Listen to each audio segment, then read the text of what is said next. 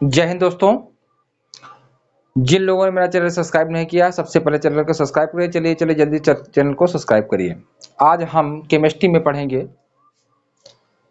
बोरबरी का सिद्धांत, यानी कि बोरबरी का नियम क्या है, बोरबरी के अनुसार इलेक्ट्रॉनिक विन्यास कैसे होता है, उसके बारे में हम समझेंगे। 1913 में इनका नील्स बोर नाम था। 1913 में इन्होंने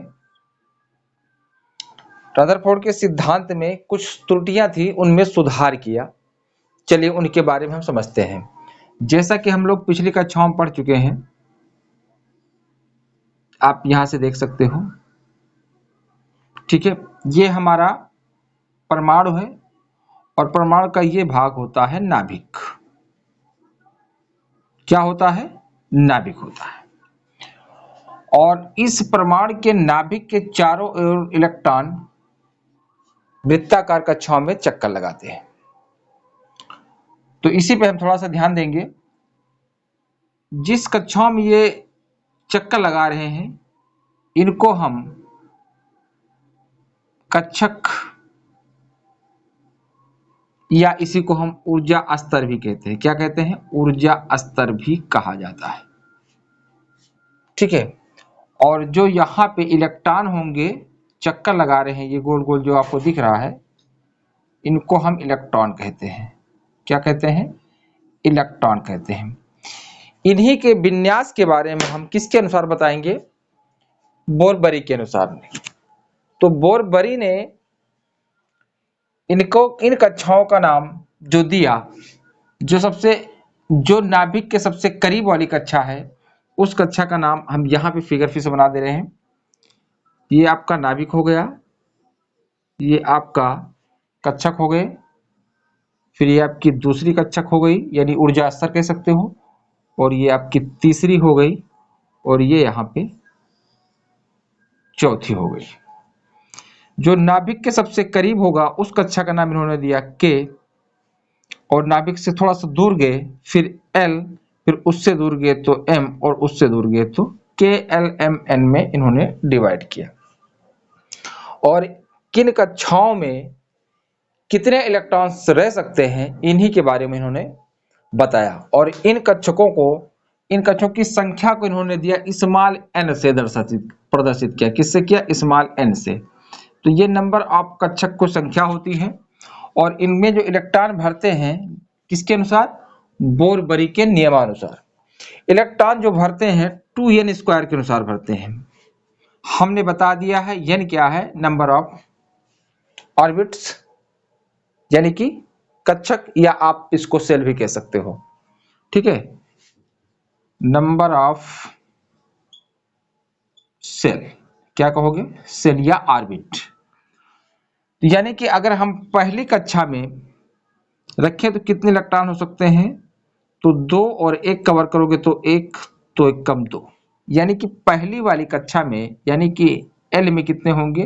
2 इलेक्ट्रॉन। इसी प्रकार अगर हम दूसरी कक्षा में रखते हैं तो 2 की पावर 2, और इसको करोगे तो 2 और 2 दूनी 4, ये हो जाएगा 8। किसमें होंगे? सॉरी, ये के होगा और ये होगा। एल में कितने होंगे? 8। अगर हम तीसरी कक्षा में रखते हैं तो 3 का वर्ग हो जाएगा, तो 2 गुणे 3 त्रिका 9, दूनी 18, और ये कौन सा होगा? m। इसी प्रकार अगर हम चौथी कक्षा में रखें तो 4 का वर्ग, तो 2 गुणे 16 बराबर 32, और ये n हो जाएगा। यानी कि बोरबरी के नियमानुसार पहली कक्षा में 2 इलेक्ट्रॉन रह सकते हैं, उसकी दूसरी कक्षा में 8 इलेक्ट्रॉन रह सकते हैं, तीसरी कक्षा में 18 इलेक्ट्रॉन रह सकते हैं, और चौथी कक्षा में 32 इलेक्ट्रॉन रह सकते हैं। ये भरते कैसे हैं, इनके बारे में हम थोड़ा से समझ लेते हैं। इन्होंने बताया कि के में कितने इलेक्ट्रॉन सकते हैं भैया? के वाला ये भाग है, और के में अधिकतम 2 इलेक्ट्रॉन हो सकते हैं। उसके बाद 8। मान लीजिए हम सोडियम 11 का हम इलेक्ट्रॉनिक विन्यास करते हैं, तो क्या होगा? यही हमको समझना है। परमाणु क्रमांक के अनुसार ही इनका विन्यास किया जाता है, और ये किसका सिद्धांत है? बोरबरी का सिद्धांत है। तो इसको करेंगे तो ये हो जाएगा आपका पहले में 2 8 2 10 1। बात समझ में आई? यानी कि पहले में 2 इलेक्ट्रॉन और दूसरे में आपके हो जाएंगे 8 इलेक्ट्रॉन। कितने होंगे? 8। 1 2 3 4, ये 5, ये 6 और ये 7 और ये 8। अब जो बचा हुआ है वो तीसरी कक्षा में जाएगा। तीसरी कक्षा में कितने हो जाएंगे? 1 इलेक्ट्रॉन। तो इस प्रकार इनके इलेक्ट्रॉन भरे जाते हैं। यहां तक बात क्लियर हो गई। चलिए इलेक्ट्रॉनिक विन्यास का हम थोड़ा सा परिभाषा समझ लेते हैं। इलेक्ट्रॉनिक विन्यास, इलेक्ट्रॉनिक विन्यास होता क्या है इसके बारे में थोड़ा सा समझ लेते हैं। परमाणु की कक्षा में इलेक्ट्रॉनों का वितरण, ध्यान से सुनिए, परमाणु की कक्षा में इलेक्ट्रॉन का वितरण ही परमाणु का इलेक्ट्रॉनिक विन्यास कहलाता है। मान लीजिए इनके अनुसार इलेक्ट्रॉन कैसे भरेंगे? प्रथम कक्षा में 2 इलेक्ट्रॉन होंगे, दूसरी यानी कि के में दूसरी कक्षा में 8 इलेक्ट्रॉन होंगे और तीसरी कक्षा में 18 इलेक्ट्रॉन होंगे। ठीक है। लेकिन अगर हम यहां पे टाइटेनियम का थोड़ा सा इलेक्ट्रॉनिक विन्यास आपको हम बता दें। इसका क्रमांक होता है 22। इन्होंने कहा इसका हम विन्यास करेंगे तो देखिए 2 यहां हम लिख लेते हैं KLMN 2 8 10, फिर 8, कितने हो गए? 2 8 2 10 8 18, ठीक है, 2 20 22। देखिए इनका कहने का मतलब है प्रथम कक्षा में 2 से ज्यादा इलेक्ट्रॉन नहीं रह सकते हैं, दूसरी कक्षा में 8 इलेक्ट्रॉन रह सकते हैं, तीसरी कक्षा में 18 होना चाहिए। लेकिन इस क्रमांक ये कहता है, इलेक्ट्रॉनिक विन्यास ये कहता है कि दूसरी कक्षा में इलेक्ट्रॉन 8 पूरा होने के बाद तीसरी कक्षा में इलेक्ट्रॉन भरना शुरू हो जाते हैं। 8 इलेक्ट्रॉन तीसरी कक्षा में भरना शुरू हो जाते हैं। तो उस हिसाब से इसमें इलेक्ट्रॉन कितने हो जाते हैं? 2 चले जाते हैं। तो तीसरी कक्षा में जब 8 इलेक्ट्रॉन भरते हैं, यहीं पे आपको समझना है किसी भी परमाणु के बाहरी कक्षा में अधिकतम 8 इलेक्ट्रॉन रह सकते हैं, लेकिन इनके अनुसार 2n² होना चाहिए, 2n² होना चाहिए। तो अंतिम जो आपका चौथा है इसमें 2 इलेक्ट्रॉन चले जाएंगे और ये 2 इलेक्ट्रॉन इसमें होना चाहिए 8, लेकिन ये 8 तब तक नहीं होगा जब तक कि ये कोटा पूरा न हो जाए। किसके अनुसार? 2n² के अनुसार। तो यहां पे 2 इलेक्ट्रॉन चले जाएंगे और बचेंगे 2 और। तो 2 भैया आपके 2 8, अब यहां हो जाएगा 10 और ये हो जाएगा ये। इसका सही इलेक्ट्रॉनिक विन्यास ये होगा, क्योंकि उसके अंतिम यानी चौथी कोश में 2 से ज्यादा 8 इलेक्ट्रॉन, किसी भी परमाणु के अंतिम कोश में 8 इलेक्ट्रॉन हो सकते हैं। लेकिन अगर उसका तीसरी कक्षा में 2n² के अनुसार अगर कक्षा नहीं पूरी हो गई तो बचा हुआ इलेक्ट्रॉन आपके इसमें जुड़ जाएगा। हमने यहां तोड़ा 2 8 8 2, लेकिन देखिए अंतिम में 2 इलेक्ट्रॉन चले गए लेकिन 2 इलेक्ट्रॉन बचे हैं, तो उस हिसाब से O में जाना चाहिए, लेकिन ऐसा नहीं है, क्योंकि इनका कहता है, इनका इलेक्ट्रॉनिक विन्यास ये बोलता है कि 2n² के अनुसार भरते हैं।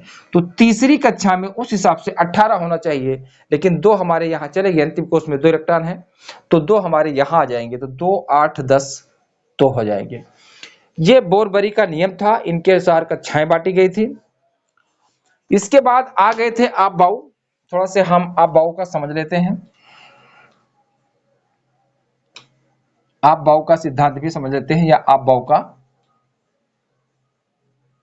नियम समझ लेते हैं। ऑफ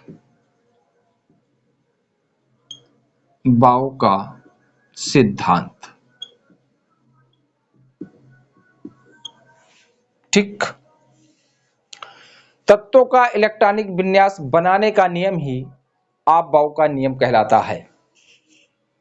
तो आप-बाऊ के नियमानुसार थोड़ा सा हम समझेंगे कि आप-बाऊ के नियमानुसार क्या होता है। ठीक, तो पहले हम समझ लेते हैं। अभी तक आपने बोरबरी में के एल एम एन कक्षाएं पढ़ी। आप-बाऊ ने इन्हीं कक्षाओं को, ये ऑर्बिट से सेल थे और इसी का एक नाम दे दिया शब सेल। क्या दिया? शब सेल या ऑर्बिटल्स।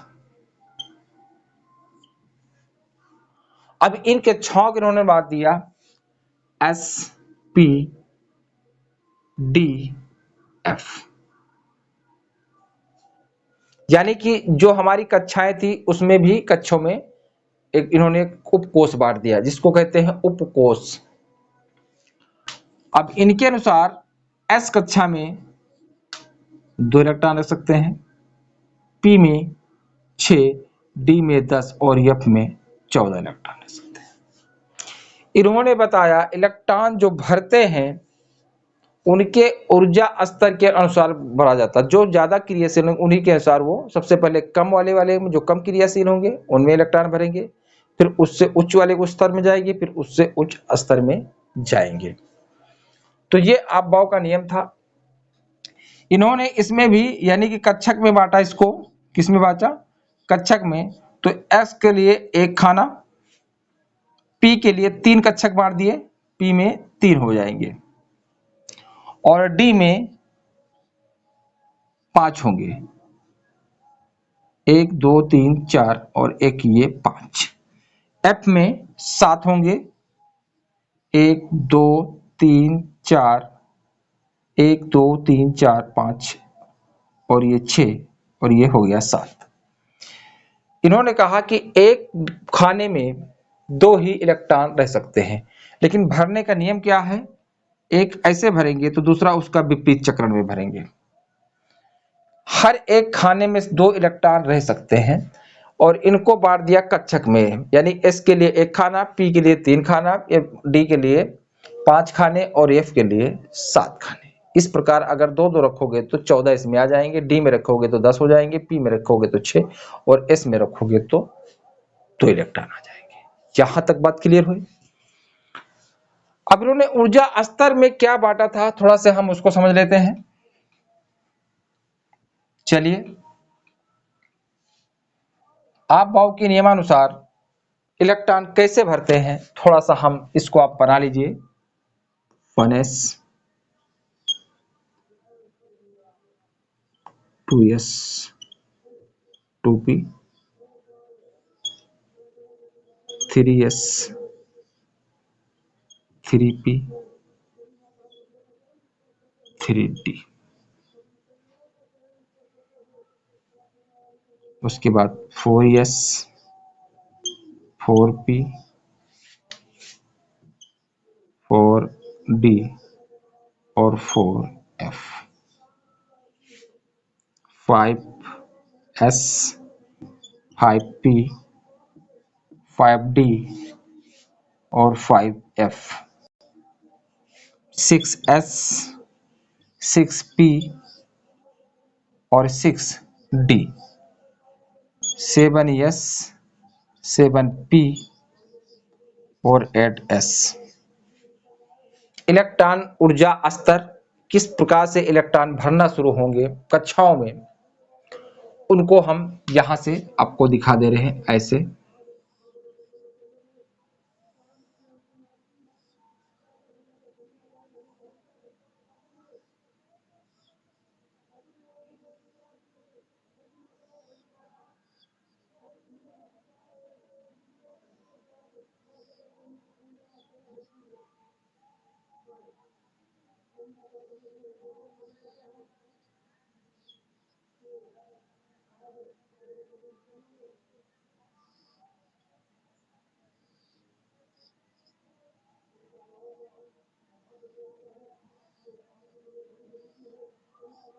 ये अब इलेक्ट्रॉन भरेंगे कैसे ये थोड़ा सा समझना है भैया। इसका मुंह और इसकी पूंछ ले जाके यहाँ पे जोड़ दीजिए। फिर इसकी मुंह, इसका पूंछ, यही आपको ध्यान देना है। ऐसे, फिर ऐसे, फिर ऐसे, और फिर ऐसे, और फिर ऐसे। थोड़ा सा जगह नहीं था इसलिए। अब इनका हम कैसे क्या करेंगे, कैसे इलेक्ट्रॉन भरेंगे, इनको उस स्तर पे लिख देते हैं। ठीक है, तो पहले किस में आ जाएगा, सके तीर में पहले कौन कटा है, 1s, ठीक, उसके बाद 2s, उसके बाद 2p, उसके बाद 3s, उसके बाद 3p, उसके बाद 4s, उसके बाद 3d, उसके बाद 4p।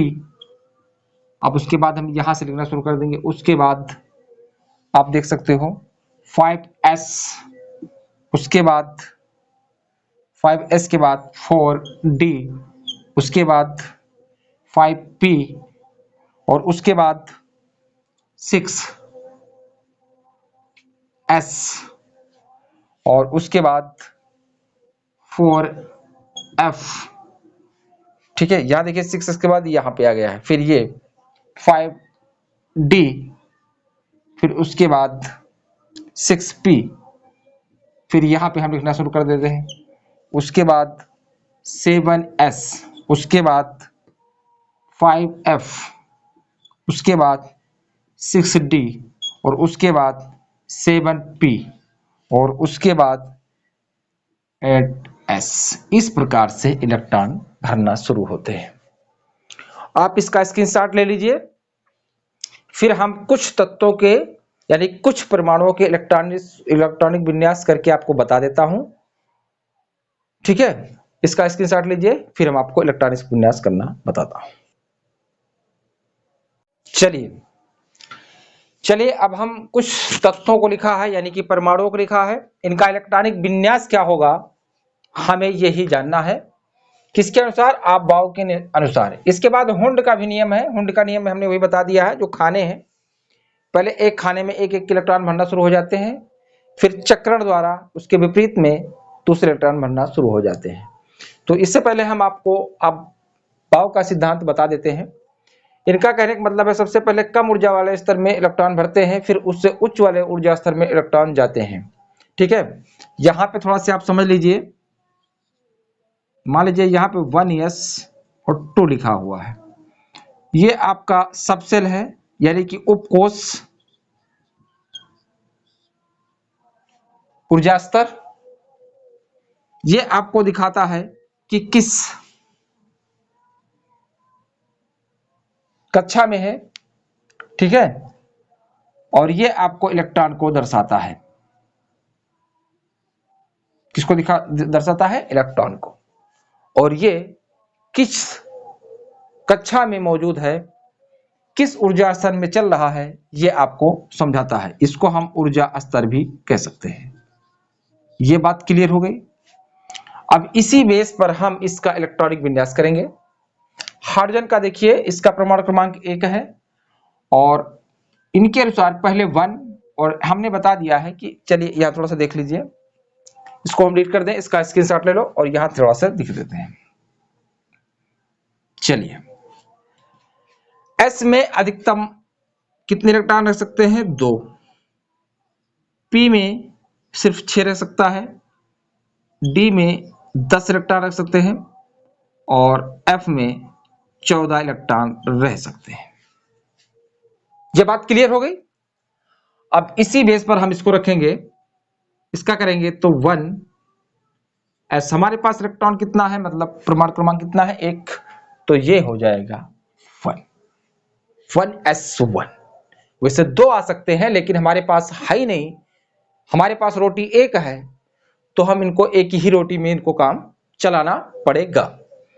हीलियम का देखते हैं, हीलियम का 1s2, इसकी पूर्ण है। क्यों पूर्ण है, क्योंकि s में 2 ही इलेक्ट्रॉन रह सकते हैं, और इसके लिए उतनी रोटी पूर्ण हो चुकी है। नाइट्रोजन का आते हैं, तो नाइट्रोजन में देखिए 1s2, इसका पहला कक्षक पूरा हो गया। उसके बाद किस में जाएगा 2s में। यहां ध्यान दीजिए 2s, इसमें भी s में कितने हो सकते हैं 2। अब इसके बाद में इलेक्ट्रॉन कहां जाएगा p में। p में वैसे 6 हो सकते हैं, लेकिन हमारे पास यहां पे अगर हम 6 रखेंगे तो देखिए 6 2 8 2 10, लेकिन हमारे पास टोटल इलेक्ट्रॉन सिर्फ 7 बचे हुए हैं। 7 में हमने 2 का भर दिया है, बचे कितने 3, सॉरी हाँ 2 2 4 3 7, कितने बचे, तो p में कितने हो जाएंगे 3। ये इसका इलेक्ट्रॉनिक विन्यास हुआ। अगर हम सोडियम 11 को देखें तो 1s2 2s2, उसके बाद 2p, टोटल कितने हैं, टोटल 11 है, तो यहां 6 हो सकता है। क्यों, क्योंकि 6 2 8 2 10। अब इसका पूरा, ये हमारा पूरी कक्षा पूरी हो चुकी है। अब इलेक्ट्रॉन हमारे किस में जाएंगे 3s में, लेकिन हमारे पास कितने बचे हैं, सिर्फ एक इलेक्ट्रॉन है, तो इसको एक इलेक्ट्रॉन से ही काम चलाना पड़ेगा। इसके बाद यहां पे आ जाते हैं के में। देखिए आप बिल्कुल के में देखिए पोटेशियम 19, तो 1s2, फिर भैया 2s2 2p6, और उसके बाद 3s2, आप जोड़ लीजिए 6 4 10 तो 12। अभी हमारे पास कितने बचे हुए हैं, हमारे पास अभी जो भी इलेक्ट्रॉन है उसमें देखा यहां पूरा हो गया। अब किसके बाद कहा जाएगा 3p में, तो 3p6। अब जोड़िए 6 2 8 8 6 14 2 16 2 18, एक बचा है, और एक किस में जाएगा भैया 4s में। लेकिन हमारे 4s में एक ही इलेक्ट्रॉन रहेगा, क्योंकि टोटल इसका योग भी 19 ही आना चाहिए। यहां तक बात क्लियर हो गई। कैल्शियम 20 का हम देख लेते हैं, तो 1s2 2s2 2p6, उसके बाद यहां ध्यान दीजिए 3s2 3p6, उसके बाद 4s2। यहां देखिए पूरा हो गया है। देखिए 6 2 8 2 10 2 12 6 18 2 20। जहां पे ये अपवाद है, इसको आपको ध्यान देना है। ये बोरबरी के नियम में भी अपवाद में था।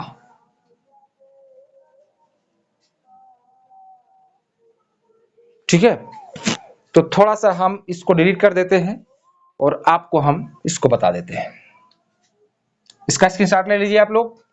चलिए स्क्रीनशॉट लीजिए, ले लिया। चलिए अब थोड़ा सा हम